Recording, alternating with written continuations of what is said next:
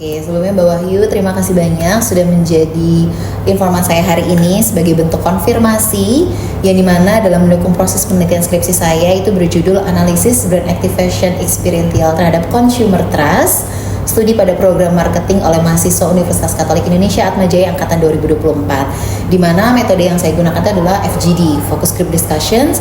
Jadi di mana ada 3 kelompok. Kelompok pertama itu kelompok semanggi, kelompok 2 itu kelompok fluid, dan kelompok 3 itu BSD.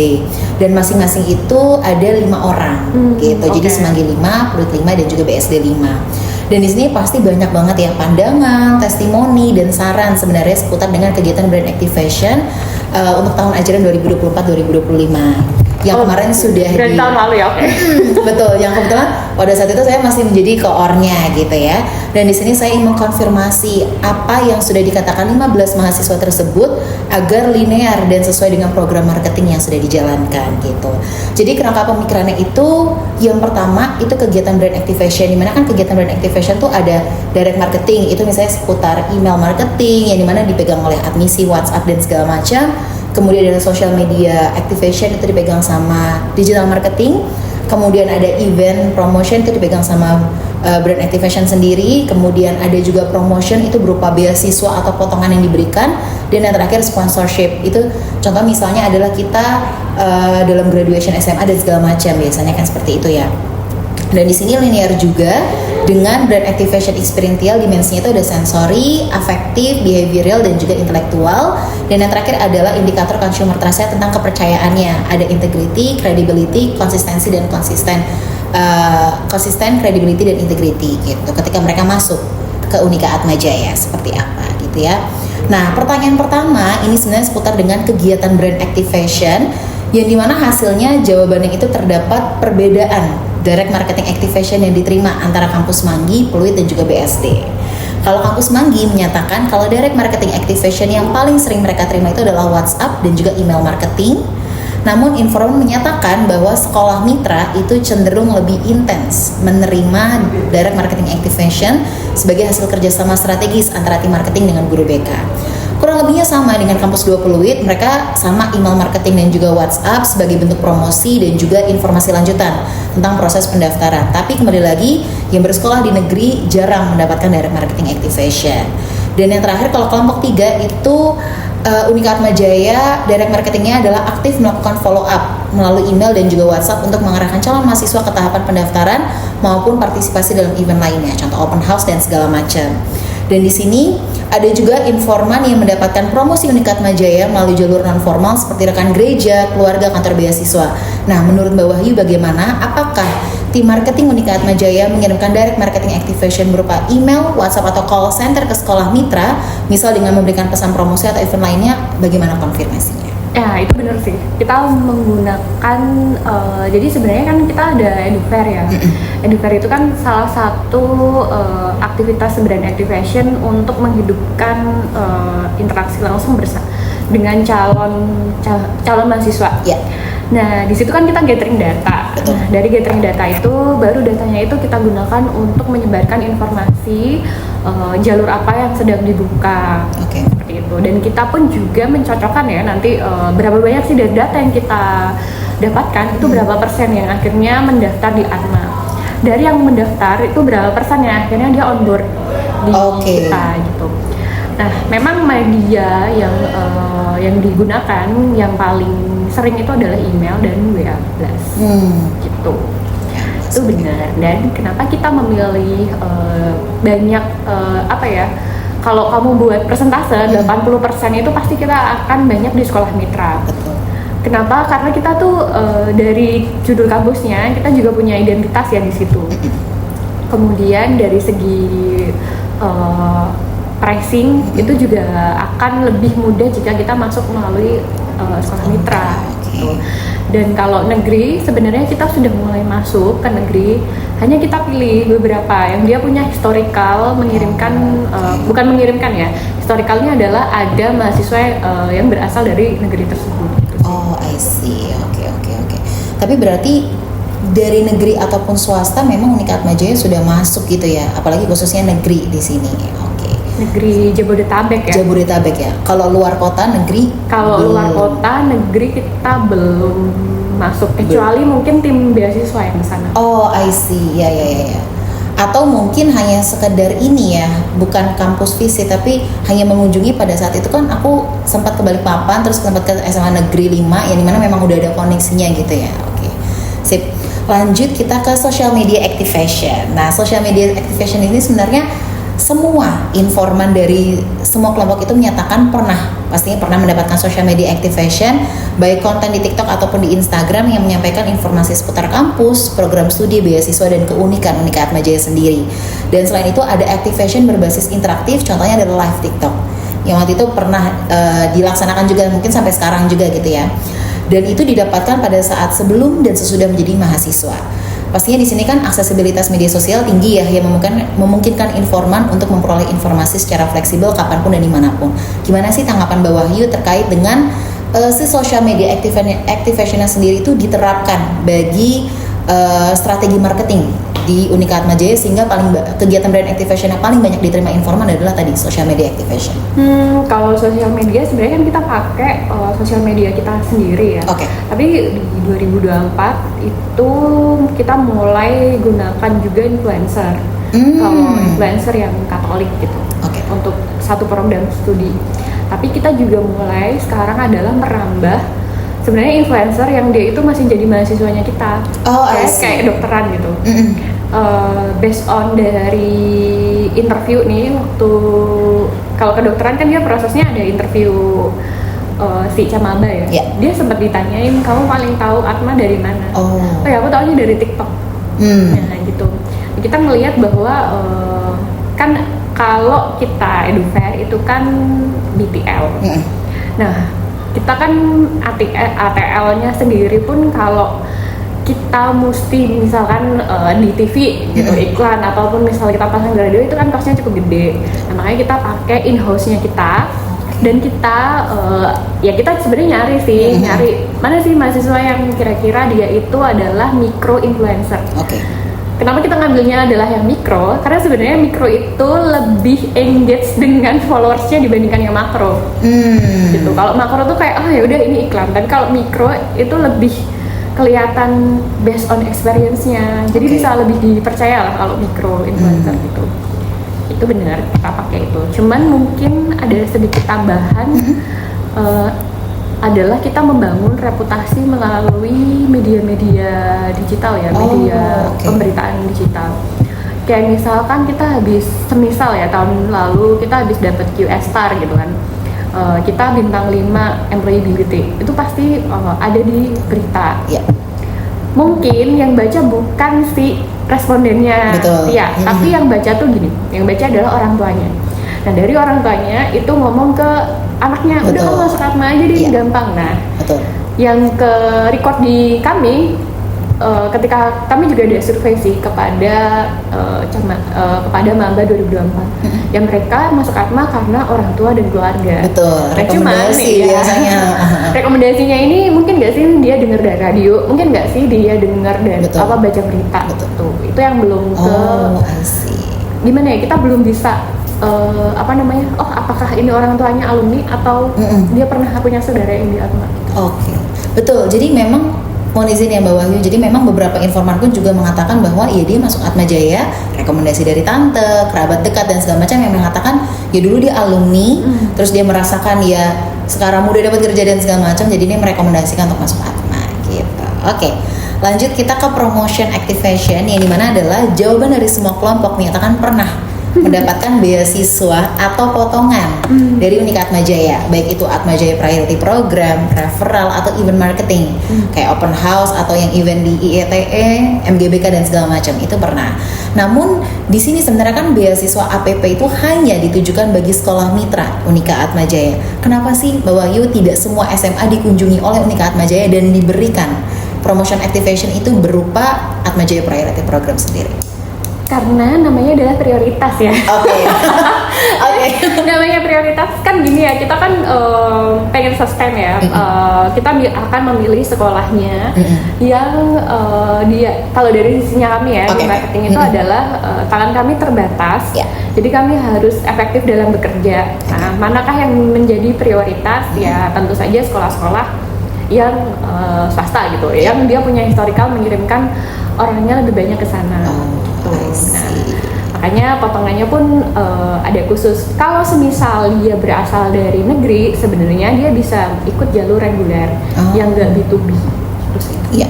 sebenarnya ini praktek ini itu common kalau kamu pergi ke sekolah swasta, universitas swasta yang lain. Gitu. Nah, cuman kita yang prioritas yang menjadi prioritas Atma itu ya selain dia anaknya itu mendapatkan prioritas kemudahan masuk di Atma, kita juga memberikan beberapa servis ke sekolahannya. Jadi kita support kalau misalkan dia butuh pelatihan guru, dia butuh workshop, nah itu kita support. Gitu. Itu berarti terkait dengan sip. Lanjut ke event marketing activation yang dimana semuanya juga pernah untuk mendapatkan di sini kegiatan brand activation berupa tadi ya ada offline consultation, IETE, MGBK, pendekatan dengan kampus Atma, education fair, open house, dan masih banyak lagi di sini. Namun ada satu hal yang sebenarnya menjadi concern adalah Unika Atma Jaya tadi seperti yang mungkin Mbak Wahyu sampaikan jarang gitu ya mengikuti education fair di SMA negeri dan juga jarang mengikuti event-event yang berada di luar kota. Jadi yang mungkin sekolahnya dari negeri luar kota tuh nggak bisa engage langsung nih dengan si Unika Atma Jaya. Itu gimana kan? Kalau dari sisinya kami pun juga memutuskan untuk tidak banyak. Jadi keluar kotanya pun kami sebenarnya memilih tempat-tempat tertentu karena ya kita punya datanya ya. Maksudnya 5 tahun terakhir gitu, itu asalnya dari mana. Dan kalaupun kita keluar kota, kita juga harus tahu luar kota mana sih yang jadi sasarannya kita. Misalkan kita mau ke Manado lah, Manado mereka masih bisa masih rich lah harganya kita, ayo kita ke sana. Cuman kalau kota-kota lain sebenarnya misalkan yang kita kan ada luar kota ya, tapi 3T yang berangkat adalah kantor beasiswa. Gitu. Betul. Nah, ya kita memang bukan membatasi ya, tapi kita memutuskan untuk pergi ke luar kota, sekolah-sekolah tertentu based on historical datanya kita. Datanya adalah data dari mana aja sih asal mahasiswanya. Kalau tidak kita datengin, apakah kita bisa call? Apakah kita bisa online? Sebenarnya sedikit menguntungkan ya, kita tuh bisa Zoom, bisa Teams. Nah, bagaimana kalau kita approach-nya lewat online? Paham. Selain kita juga berhitung dengan cost ini ya. Jadi kalau semisal nih kamu pergi edu fair keluar kota, kamu dapat 10. Itu sebenarnya ada yang namanya biaya akuisisi. Nah, biaya akuisisinya itu berapa yang harus kita hitung? Ini maksudnya sebagai apa? Selisih atau apa Mbak Wahyu akuisisi? Kalau misalkan kamu ke edu fair ke luar kota, terus misalkan kamu dapat 20 orang yang konfirmasi. Let's say 20 orang ini kan dia konfirmasi, totalnya itu berapa in nominal, dibagi dengan misal kita pergi nih ke mana ya ke Bangka lah, terus kita dapat 20. Nah terus biaya kita perjalanan dinas, kemudian perjalanan dinas kita deal edu fair, di situ kita hitung tuh biayanya berapa. Misal kita mengeluarkan X rupiah gitu ya. Terus kita dapat 20 orang itu equals berapa sih in nominal. Jadi terus baru kita bagi kayak gitu. Atau kalau bukan X rupiah ya, jadi misalkan kita ke edu fair ngeluarin per din bayar edu fair itu habis X dibagi dengan 20. Jadi satu orang itu biaya akuisisinya misalkan 500.000 gitu. Nah, kita kan harus menjaga itu juga. Iya benar. Jadi kita nggak menentukan asal di sana sebenarnya potensial. Kamu potensial itu harus ngelihat historical datanya, biaya kamu bayar edufairnya berapa, kamu berapa hari per din di sana, ngirimnya siapa, dikasih target berapa gitu. Berarti ini kan berkaitan erat sama tim yang bertugas ya Mbak Wahyu ya. Bagaimana sih Mbak Wahyu ini menentukan, maksudnya strategi untuk menentukan the right man and the right place-nya orang ini yang berangkat, kemudian orang ini apakah dikasih target dan segala macam, itu gimana sih Mbak perjalanannya sebenarnya? Biasanya kan kalau ke teman-teman marketing itu kan dibantu sama teman-teman SS ya. Yeah. Nah, kalau kita nentuin siapa yang berangkat, kalau di tim marketing sendiri itu ya kamu harus ada target, misal kamu bawa pulang 5 gitu konfirmasinya. Data sih sebanyak-banyaknya nggak apa-apa, tapi tetap harus ada hasil yang konfirmasi kan. Terus kalau untuk yang berangkat, biasanya untuk daerah-daerah yang benar-benar baru, kita tuh kasih yang mereka cukup tahan banting ya, karena kan cuma berdua kan berangkat ya. Betul. Yang bisa mereka membuka jalan ke sekolahan itu, gitu. Tapi kalau misalkan yang dia sudah sering tektokan sama kita ya sekolahnya, nah itu kita kasih kelas menengah pun nggak masalah. Jadi kayak sebenarnya kalau dari brand active fashion itu dulu pernah aku minta grade dari teman-teman SS. Ini bukan karena bukan karena like and dislike, tapi sebenarnya kan kita menaruh orang ini berarti dia itu targetnya akan lebih besar gitu. Betul. Paham. Oke.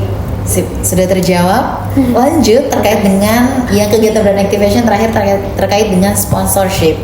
Nah, di sini Mbak Wahyu berdasarkan hasil FGD di mana sponsorship activation tuh banyaknya informan jarang menamai sponsorship activation, baik itu pemasangan logo atau mungkin mendanai sebuah event gitu ya, graduation SMA. Itu sebenarnya kenapa sih maksudnya tidak arahnya ke sana, maksudnya dalam bentuk strategi promotionnya itu? Karena kita sementara ini yang bisa kita kalau itu kan soft ya, sementara Atma sekarang tuh perlu yang advocate gitu. Advocate itu dilakukan ketika edu fair.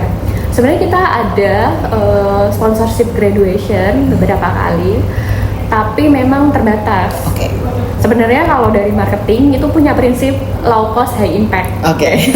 Jadi berapa sih budget yang kita bisa keluarkan slow mungkin, tapi kita punya high impact. Nah, sementara ini based on datanya yang kita punya, kita high impact itu ketika kita edu fair. Karena di situ ada fungsi advocate-nya kan. Ada fungsi konsultasi, advocate, negosiasi ada di situ. Sementara di graduation itu time-nya itu sebenarnya sedikit untuk kita bisa mengadvokasi. Kadang kalau graduation kan kadang ada sekolah yang udah ada sekolah yang boleh kita open booth kontra prestasinya ya. Ada yang enggak. Nah, yang boleh open booth pun sebenarnya kita udah beberapa yang mereka udah graduation, sebenarnya mereka udah tahu mereka mau masuk di mana. I see. Berarti memang untuk sejauh ini yang paling strategis ya tadi ya, kalau mengadvocate itu ya education fair dan segala macam, lebih event yang seperti itu. Next, 2 pertanyaan lagi Mbak Wahyu, yang dimana adalah ini masuk ke indikator consumer trust. Jadi kan sebenarnya kalau berdasarkan pengalaman mereka, aku nggak bisa mengkonfirmasi ke Mbak Wahyu ya, karena kan itu berdasarkan pandangan mereka dan segala macam. Tapi ini ada satu hal yang pengen aku konfirmasi adalah terkait dengan indikator consumer trust berupa confidence, yang dimana ada beberapa informan yang merasakan pengalaman negatif yang menyatakan bahwa tim informasi yang bertugas itu tidak fast respon sehingga menghambat proses pendaftaran di Unika Atma Jaya. Namun ada juga beberapa informan mengatakan puas dengan pelayanan tim informasi yang bertugas, khususnya saat menjaga booth apapun itu, ada education fair, event dan segala macam. Itu gimana Mbak Wahyu tanggapannya? Balik lagi karena kita punya grade ya. Jadi kalau pas mungkin dia ketemu yang grade-nya misal taruhlah dia grade C gitu ya, mungkin mereka akan merasa tidak puas. Nah itu sebenarnya scope itu sebenarnya itu ruang untuk improvement teman-teman marketing dan juga teman-teman SS. Nah kalau misalkan merasa lama, bisa jadi karena informasi yang atau product knowledge-nya si tim informasi itu tidak detail gitu dari teman-teman marketing. Atau misalkan kita udah pernah ngasih tahu, nanya lagi. Jadi ya memang kan daya serap knowledge orang beda-beda gitu. Betul. Ya, tapi oke lah. Itu akan menjadi masukan. Sip. Sebenarnya yang terakhir ini pertanyaan terkait dengan strategi yang dilakukan tim marketing Unika Atma Jaya dalam mensukseskan penerimaan calon mahasiswa baru tahun kemarin. Karena kan sebenarnya seperti disampaikan Bu Lisa, tidak boleh, kemudian dosen pembimbing saya Bu Lisa, itu tidak boleh untuk mengatakan sukses karena nggak bisa untuk mengklaim itu dulu karena belum ada datanya gitu ya. Tapi kan kalau berdasarkan data yang terlihat tahun lalu dan tahun kemarin 2024 kan perbedaannya lumayan jauh gitu ya. Ada nggak sih sebenarnya strategi tadi yang selain disebutkan dari Mbak Wahyu yang dilakukan pada saat berjalannya untuk calon mahasiswa baru tahun ajaran 2024 atau 2025? Kalau 2024 itu kita mulai membangun B2B dari sisi S1 dan pasca, jadi lebih masifin B2B-nya. Oke. Nah, kemudian kalau yang S1 ada satu prodi yang kita dan satu lagi, kita mulai membuka beasiswa yang tidak berbasis pada ekonomi. Oke. Jadi kalau kantor beasiswa kan dia basisnya ekonomi yang tidak mampu. Nah, yang sekarang karena kita melihat bahwa aku tuh minim. Aku tuh minim kalau misalkan aku nyari atlet. Jadi ya udah, kita berbasisnya prestasi. Kalau mau dilihat beberapa beasiswa itu berbasisnya prestasi. Dan juga berbasis hubungan relasi kayak anak guru. Kemudian kayak membawa tokoh tertentu yang sedang naik. Jadi sebenarnya beberapa kali kita reading the wave ya. Gitu. Sip, berarti memang ini ada strategi-strategi baru yang memang sebelumnya belum pernah ada, terus dicanangkan di sini gitu ya, sudah dilakukan. Oke. Sip, itu aja sih Mbak Wahyu, sudah selesai. Terima kasih banyak ya Mbak Wahyu. Sama. Aku mau nanyain, kenapa kita akhirnya ngambil beasiswa itu yang macam-macam kayak prestasi? Karena kami melihat bahwa si anak yang diterima ini itu bisa kembali ke sekolahnya untuk mempromosikan secara soft pengalamannya berkuliah di ATMA dan dapat beasiswa di ATMA. Kan ATMA ini kan dia di luar itu dibilang harganya cukup mahal. Tapi sebenarnya kita tuh mau ngomong, kamu kalau masuk di ATMA itu banyak peluang beasiswa yang diberikan. Nah, peluang beasiswa ini ya kadang yang informasinya tuh nggak sampai keluar. Setuju, betul. Mau kamu mau nulis di media pun belum tentu orang tuh baca. Nah, yang paling gampang adalah testimoni dari si penerima kembali ke sekolahannya. Apakah ini semacam duta atau ini bagian dari SS atau gimana Mbak? Sebenarnya kalau dari beasiswa itu adalah dia di luar SS ya. Jadi kalau misalkan ada EduFair, terus kita ternyata ada penerima beasiswa Carlo Acutis dari SMA itu. Jadi sebenarnya kita bisa ajak si penerima beasiswa ini untuk sharing perkuliahannya dia. I see. Ini sudah dilakukan atau sedang? Nah, sekarang itu kita kan lagi buka 5 beasiswa ya.